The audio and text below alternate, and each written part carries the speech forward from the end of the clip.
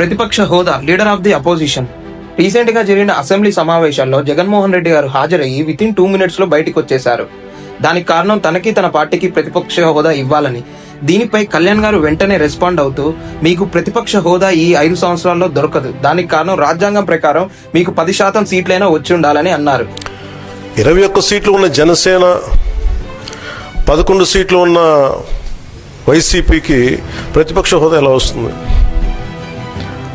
మేము వస్తే తప్ప మేము అసెంబ్లీకి రాము, ఇలా గవర్నర్ ప్రసంగాలను అడ్డుకుంటాం అనేది ఇది సరైనది కాదు. ఇది అసలు ప్రతిపక్ష హోదా ఎందుకు కావాలి? ప్రతిపక్ష హోదా ఎందుకు కావాలంటే అసెంబ్లీలో ప్రతిపక్ష పార్టీకి సరైన సమయం ఇస్తారు మాట్లాడడానికి.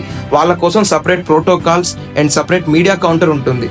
సో ఇవన్నీ ఉన్నాయి కాబట్టి జగన్ గారు తనకు ఖచ్చితంగా ప్రతిపక్షం కావాలి అంటూ పట్టుబట్టారు.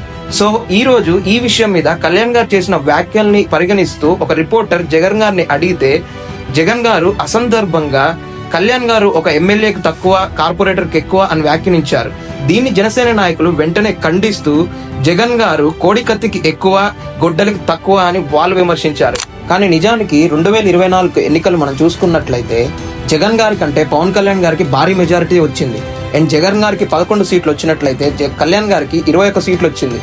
కాబట్టి ఇప్పుడు కళ్యాణ్ గారు ఉప ముఖ్యమంత్రి స్థాయిలో ఉన్నాడు, కానీ జగన్ గారు ఎమ్మెల్యే స్థానంలో ఉన్నారు. సో దీనిపై మీరేమనుకుంటున్నారో కింద కామెంట్ చేయండి.